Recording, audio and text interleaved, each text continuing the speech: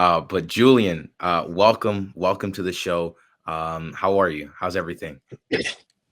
Hey man, can you hear me?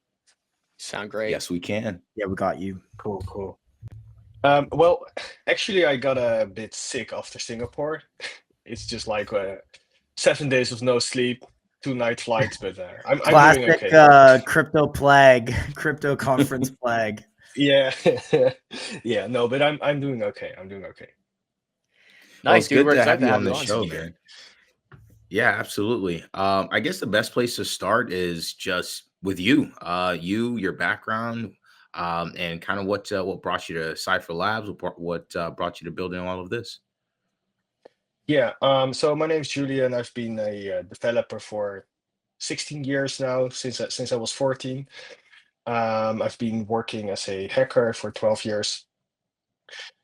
Um, was a developer on Ethereum, went to Solana mid last year, and got into meme coins. And after that, I was just like, okay, we need security on chain.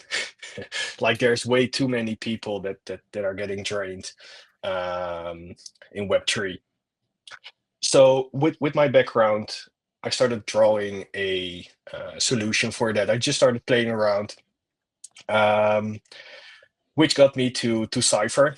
Um, Cipher actually just means encryption and decryption. So we're Cipher Lab, so we encrypt data, but we also decrypt data. And Cipher was born. Got it. So, a quick question for you on a side note: what made you move from Ethereum to Solana? You're the first dev on our show that I believe has moved from ETH to Sol. um, I think like the whole Solana ecosystem, like the builder builders ecosystem, is way more developer friendly than on Ethereum. Like with the Interesting. super team, with the events, with like all the help you get through Solana. It's like it's really nice to be a developer on Solana. That's a great point. The super teams on Solana is something Ethereum's kind of lacking, amongst other things. Do you think that the innovation is starting to push more towards Solana than Ethereum than it used to, maybe in the past? Okay, so I don't want to like choose Solana over Ethereum. Like, both chains do have a lot of positive points, but I do think Solana has more potential as the payment chain. So more people will come to Solana because it has like more potential to be like the actual payment chain. Got it. Got it. That's actually really interesting, and that's a whole other conversation that we can get a lot deeper into. Well, But actually hacker, not like yeah. Mhm. actually it's related, because if you are the payment chain, which means like you get a lot of new people on it, you need some sort of security layer to protect all these people from losing their money. Wow, that's actually a pretty Do you good have point. some numbers on just to kind of hit it home for the people watching real quick? Any numbers on Yeah, just how bad security is right now in crypto and why this is so necessary? there's just like zero security actually. Like there are security companies on chain, but they focus on like the complete wrong thing. So um like if someone loses money, it's not because like the validator chooses to like, okay, it's malicious, but I'm still going to do the transaction because everything else is in line. It's because like the person is losing money because he has clicked like a wrong link or downloaded a file or whatever. It's always the person that loses the money. So we need to like provide this person with tools that he doesn't see in order to protect the person. Hmm, This got makes it. sense. Tell us about some of the tools that you guys provide. Okay, so in short, we're bringing bank grade security to self custody wallets, which basically is, if you use your bank app, you never think about security. You just like send money to someone and the transaction is gonna land. And if it's not gonna land, the bank has your back. In crypto, we don't have that. So what we built is this bank-created security for self-custody wallets. The protocol that we're developing is going to be open sourced for 80%. We need this like tiny 20% for our own wallet to promote our own wallet. But the 80%, we're going to open source that because we believe that like a Phantom, Soulflare, any protocol, any builder on Solana should be able to use the security layer, because we're trying to solve a problem, and we can't do that alone, but we can provide them with like an open source protocol that does that.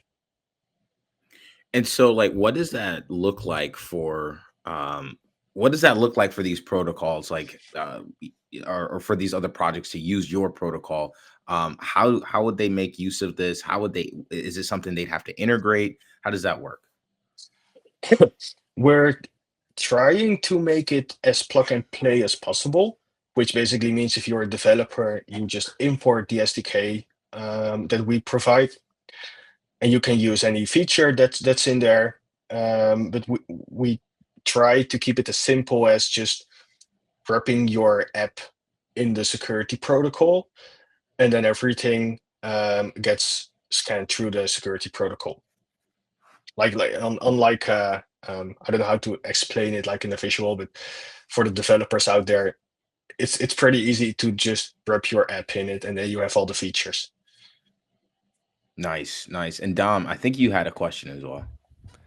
Sure. So this is clearly, it looks like developer focused. Can you tell us some of the features that this enables when a developer does plug this SDK in? Yeah. So for example, one of the things we currently see is if we're on a call, Google Meet, you need to update Chrome if you have a scammer. You're on Zoom, they can actually just steal your keys through Zoom without actually making you download something. Zoom just has some like back open ends in it. Sorry, Wow. I still have like my trade. So like, I think I shared a post yesterday about PDFs being weaponized, which basically means they put malware in PDFs. The PDF can be completely legit. Legit person can send it, but the PDF itself has malware in it. You download the PDF, everything from your computer, keys, data, personal details, everything gets scraped from your computer. So what we basically do, the tools that we provide for developers that are building apps, if they implement this, the PDF gets scanned through our system, but it gets downloaded on our system, it gets decompiled on our system, it gets like the whole PDF gets scanned. So before you download the PDF to your computer, we actually know if it's malicious or a safe document. I think this is a good chance, and I want to keep this, based on your product here, Cipher Labs. But I think it's a good chance to kind of maybe help do some OPSEC for some people listening right now. What do you think, or what do you see as the main reasons people typically get drained or lose private keys or just get compromised? I guess maybe we could just lay out a few of those real quick here for the listeners and things to avoid.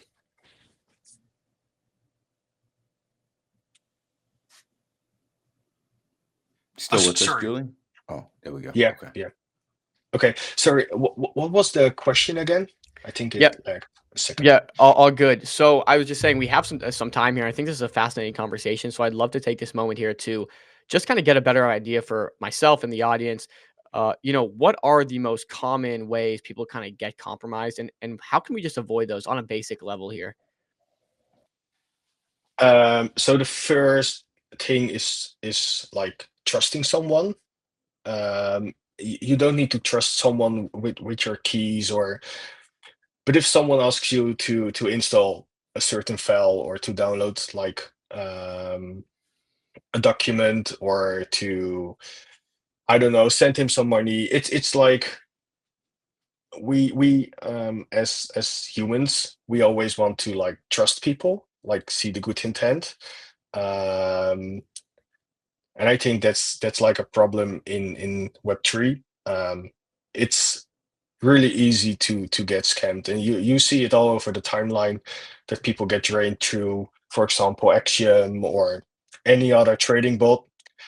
Like we shouldn't trust the trading bots as well. They can build in backdoors. We don't know about that. And are these like trading platforms something that can kind of use your protocol as well to secure their platform? And Yeah. tell us a little bit. I know you mentioned that you're trying to make it as plug and play as possible. So in addition to that question, when can we expect some of this stuff to come out? So I was working on a live demo before I went to Singapore, but I didn't make it before Singapore, so I'm working on that right now, actually. So this week we'll be working on the live stream demo of the anti-drain. Together with that, if Google does their due diligence in time, we will put a beta version on the Google extension store. And you can actually have access to it with a invite-only key. We have 1,500 keys right now, which I will like. I'll share more information to you, like in the DM after the live stream about that. Got it. I have a question to your earlier comment of don't trust anyone, don't download files or open PDFs. For most people, like they still have to run businesses and do things that require these types of activities. Like you still gotta, open or send an invoice for things or do real stuff, right? Real stuff. Yeah. What would you say definitively? Other than maybe using your product today, maybe in the future they can use your product, but like what would you say to people that have to run a business and what to do? Like use a separate laptop or just trying to give actionable advice right now? Yeah. It's like don't okay, so the first thing is if you are in crypto, I'm not talking about like everyday businesses right now, but if you're in crypto, specifically crypto. Yeah. Don't store all your money in a hot wallet like Phantom or Soulflare. Like they do have some sort of protection, but if you got like a drainer on your phone or computer, it will just drain your complete wallet. So keep most of the funds in a multi-sig or whatever. Keep it safer where you need like 2 devices to sign, so that at least that's like tackled. Like a ledger or hardware wallet? It's not the safest option as well. I think like for now the safest option is to just use your like MacBook that you don't use for work. I understand that there's many people that maybe don't have the funds to pay for 2 laptops, but like if you don't have the funds to pay for 2 laptops, just use your laptop, but also your phone or tablet or like any device to store your cryptos, and keep the keys separated. That's like the safest way. The other thing is like the active scanning. So if you go to a website, just check the URL. Yeah. We got this 3-second rule. Instead of just like blind signing something, check the amount, check the address, check the website you're on, check the app that you're connected to. Just it's like basic checks. We're talking about real money, which we forget sometimes in crypto that it's actually money. So just do your due diligence. Yeah, and maybe at the browser level, like what are recommendations specifically to browser hygiene that you recommend? Like are things like Brave better to use than Chrome? Okay, so I do use Chrome. I do use Brave. I use different browsers. Chrome just works fine for me. I think most people use that browser, so you can just use that. But it's just check the website, check the apps that you're connected to. Just do some due diligence and don't turn on blind signing. Yeah. Last one for me is at the computer level, like the operating system and whatnot. Let's say you're on Windows. Does Windows Defender do a good enough job as long as you keep it up to date? Or do you think people should have additional like McAfee and stuff like that? Yeah, it's always good to have like a secondary antivirus, but even the antiviruses today like don't work as good as they should be working. I don't know if anyone knows something about antiviruses, but basically what they do, they hash every file on your computer. They hash files like if you download the file, and if something malicious comes in, like these numbers don't add up anymore, and the file gets flagged or deleted or whatever. It's like how VPNs work. It's how antiviruses work. But like hackers do have a lot of ways to like create the same hash with that file and put something malicious into it. Like especially on Windows. What about cold storage walls? What's your favorite cold storage? I know you said like that's not even the foolproof answer here, but is it, Tandem? Is it Ledger? Is it Trezor? Like what's your choice? Uh, I don't have like a particular choice. I would say Ledger, because I know the most about Ledger. But even then, with like cold storage wallets, there's a problem. Okay, so it might be safer to store it in a cold wallet, but you still need to pen down your seed phrase, passphrase, private key, whatever you need to write down, and then you need to store that as well. Like the solution we need is just a simple app that you can run on your computer or on your phone, where you don't need to write down your seed phrase, where you don't need to like remember everything all the time, where you don't need to be scared if you send a transaction that you lose the money or send it to the wrong address. So it's like for now, a ledger, cold storage, or whatever would be fine to store in the crypto on, but you also you always have this need to check, and we need to remove the need to check and just use it. This is a big pain point in crypto. What does your competition look like? Who else is doing this? Is anyone doing this on a similar level as you guys? Give me some ideas there. Okay, so I haven't met or seen or found anything or anyone that's like building it the way we do. And I've been talking to like lots of people that are high up in crypto. So no one has seen it like the way we do it right now.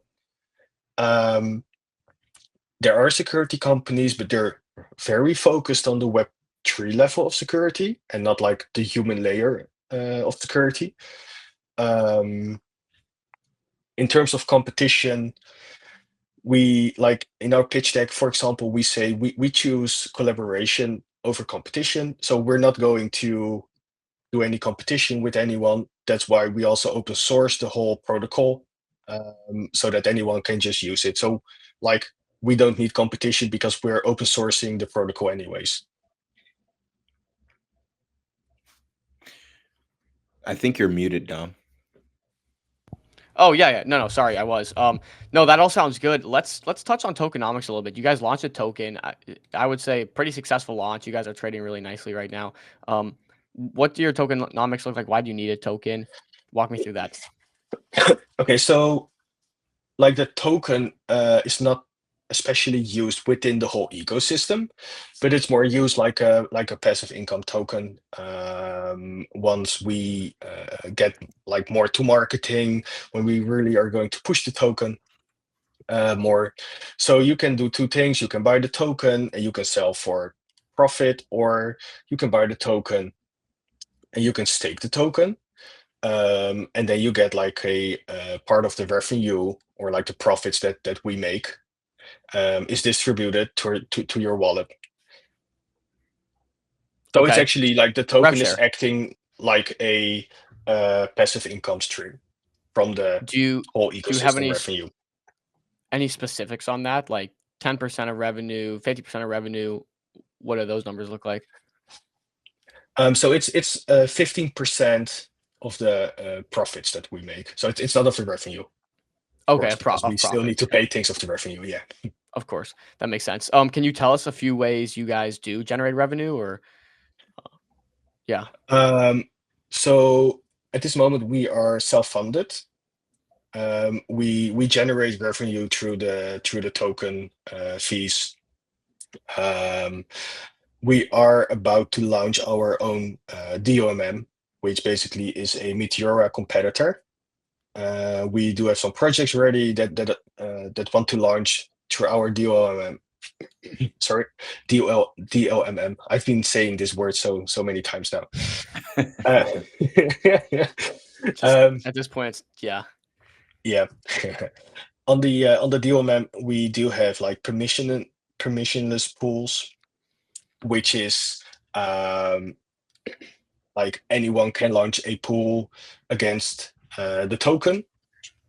And we have permission tools, which basically is meant for companies that want to like keep ownership of the pools they have. And we earn fees like through their trading fees, and a part of these fees go back to the token stakers. Makes sense. Makes sense. Cool.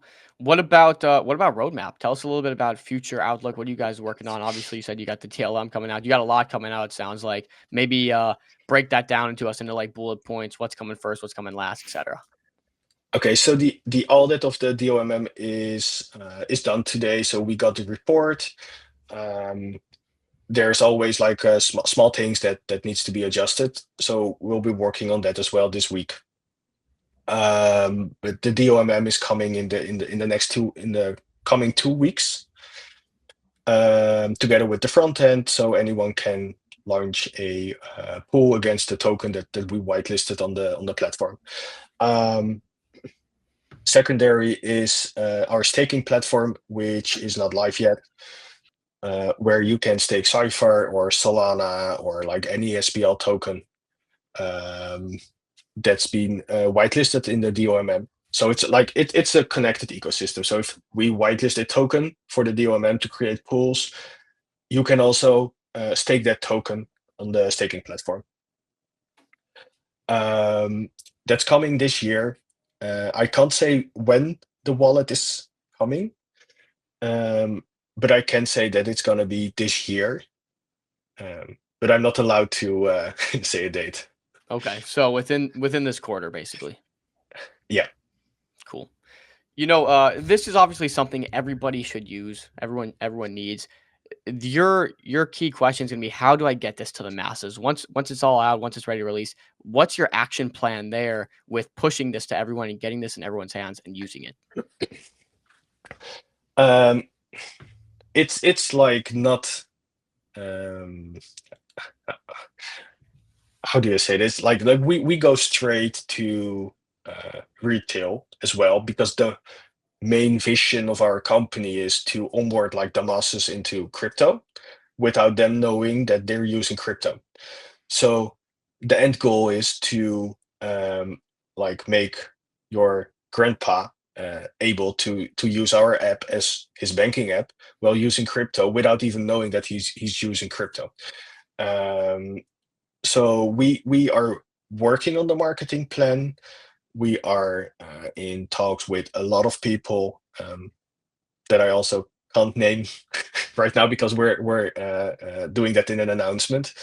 But that's basically like the plan is to make it this simple that anyone can use it inside crypto Twitter, but also outside crypto, like school that from school wants to buy some Cipher or any Solana token, but he's not gonna download Phantom. He's not gonna do this whole process. He just downloads an app and he just puts some dollars or euros on it and he can buy the token. That's it. Cool. Checks out. Julian, there's a lot of information here. This seems like a very technical project. Where's the best place people can read up a little bit more on this, follow you, kind of get ideas on what you're building here? Yeah. So I'm writing articles every week on medium.com. I just sent you the first one. Yep. Mhm. This explains very clearly what we're developing, like what's behind the security layer. The second article is about why we do need like bank grade security for self-custody wallets. I see I have about 3 minutes left. I want to say one more thing, like why we need the bank grade security in Yeah. self-custody wallets. Like Bitcoin was designed to like make move the bank to you, so your own bank. And what we see in crypto right now is that everything is getting regulated, which we basically wanted as well, but it removed the self-custody. So if we want to be like our own custodian, we don't have any protection for that. So like you need to protect yourself. So what we're basically doing is bringing this protection, like this whole protection layer, to the self-custody wallets or the self-custody people, because then you can be like your own custodian without the whole worry all the time about losing your money. That's like the main goal. But I will explain that every week in articles on Medium. Yeah. This is a fascinating conversation. Obviously something we need so badly in crypto, I think, to really onboard those masses as we're moving into a world where the SEC and governments and the new, the people in office right now are quickly adopting crypto. This seems like a natural evolution that needs to happen. Because if Stacy and Bob are getting drained every time they log into crypto, naturally no one's going to want to use crypto. So it's got to happen, and I'm glad to hear you're leading that charge. Okay. Thank you, man, for being here. Of course, Josh. Thank you for being here. Yeah, man. Thanks for the tips. Honestly, I wrote all those down. So if you want to go to the replies, there's a list of things that you should be doing for just basic health, crypto health, I should say. Yeah. Okay. We can give Cool, health man. tips too. Like, Yeah. Chill. Any Yeah. last minute questions, or Josh, last minute questions? Oh yeah. I think you guys went through pretty much everything. We went through a lot today, just just overall health, your protocol, what you're building, what you're offering, your background, and really excited to see what you guys are going to be building out here in the future and how you bring that to retail. So as you guys have these bigger updates, you guys, if you want to drop any news for your community, feel free to hop back on stream, man. We'd love to stay connected. Yeah. And Also watch on you guys the unfold. also on the launch of Orbit for your DLMM product, would like to keep an eye on that. So just keep us in the loop. Yeah. One more thing. We have been to Singapore, of course. There's a newer version of the website dropping tonight, which I will send to you. Very cool. So anyone can in an hour from now. Yeah. In an hour from now, we'll be looking forward to it. We might even still be streaming by that time. So pretty cool. Okay. Awesome, Okay. Julian. Cool, man. Nice to meet you all. Yeah. Talk soon. Yeah. Thanks, Julian. Talk soon. Good meeting you. Hey, really. Take care.